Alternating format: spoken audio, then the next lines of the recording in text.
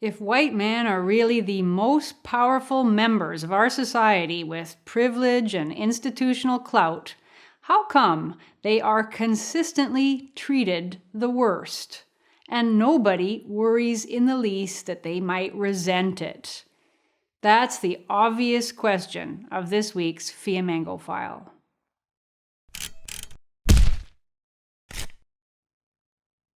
I'm Janice Fiamengo of the University of Ottawa. In my last video, I talked about the three main reasons why academics will sell out their colleagues and students, enabling the suppression of free speech and the corruption of the merit principle in the name of social justice. The result is that on university campuses across the Western world, bad behavior by groups claiming to be marginalized is rewarded, and injustice against high achievers is sanctioned. It's grievance politics, as usual.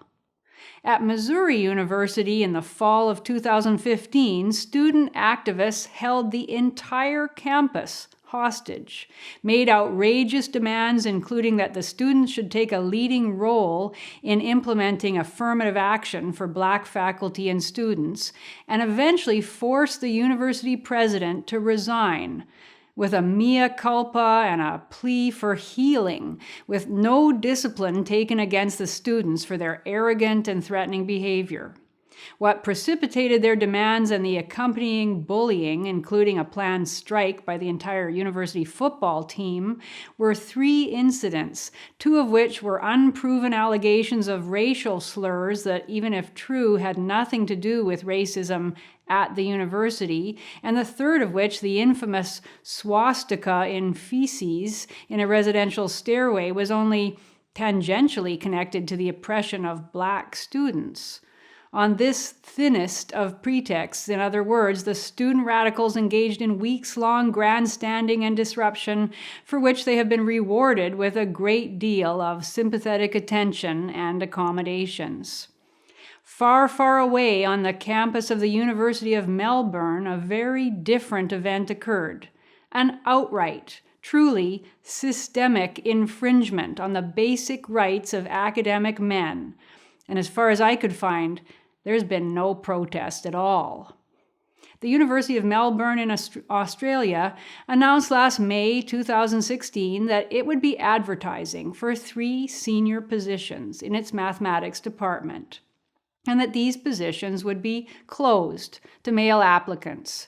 Why? Because in order to offer female students the mentors and role models they supposedly require, though lack of role models never prevented female students from flooding into departments of medicine, law, philosophy, or other male-dominated fields, but whatever.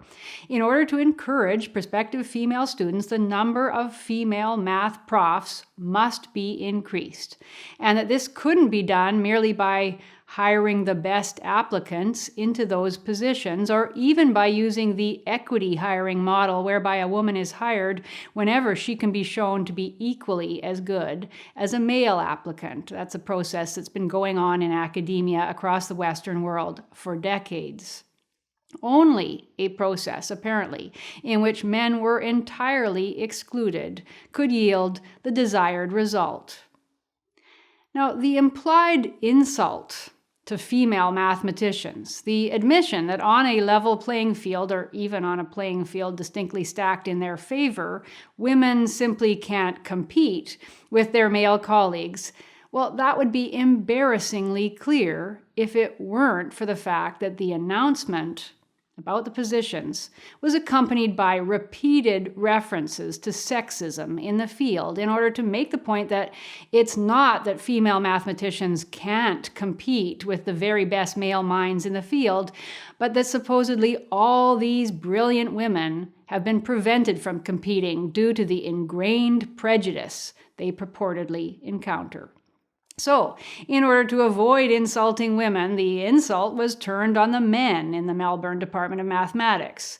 So not only must those men sit by while members of their sex are outright denied the opportunity to compete for these 3 prestigious positions, And not only must these male academics consent to the hiring into their department of colleagues who may well be less brilliant and capable than other candidates, thus weakening the reputation of the department and its ability to attract the best graduate students and contribute to high-level mathematics research. And not only must they consent to the hiring into their departments of three individuals, conscious that they were hired not because they were the best, but because they were women, and whose awareness of that uncomfortable fact may well lead to a grievance complex manifesting in complaints of discrimination and sexual harassment, which women with grievance complexes are all too prone to make, even in situations where they are not in the minority and surrounded by colleagues, some of whom may not successfully hide the resentment they might well-foundedly feel.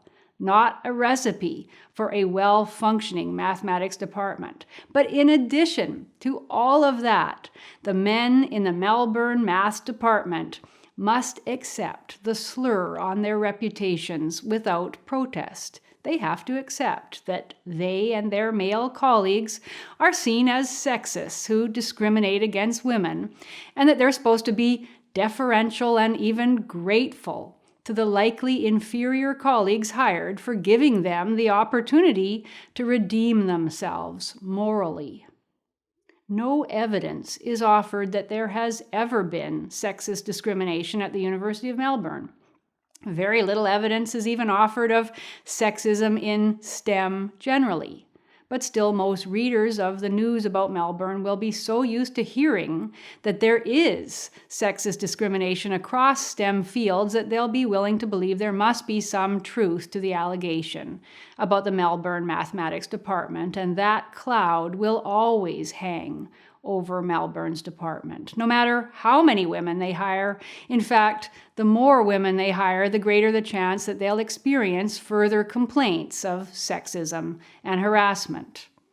The only so-called evidence produced of sexist discrimination against women in STEM is one small study out of Princeton University whose results have not been replicated and whose conclusions are open to multiple interpretations.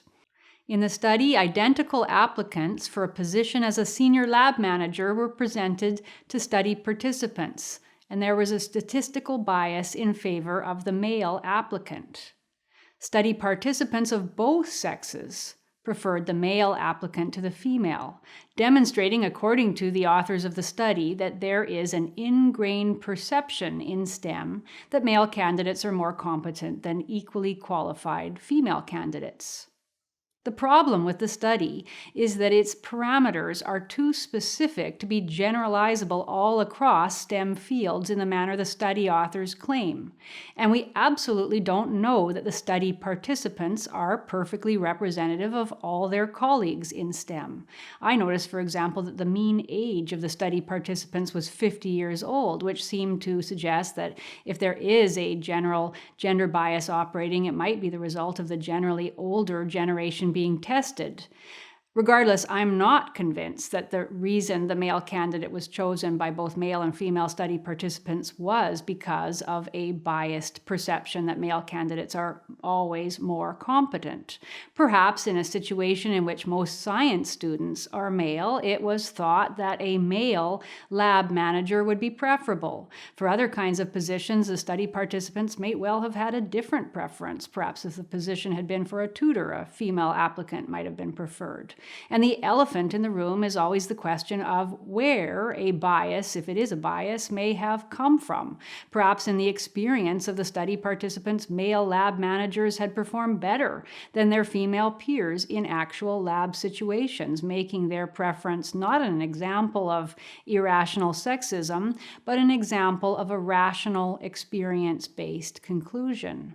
But never mind that one study. What the article doesn't mention is that there is plenty of evidence to contradict the findings of this one study, or at least to demonstrate that the picture of gender relations in STEM is far more complicated than is being claimed.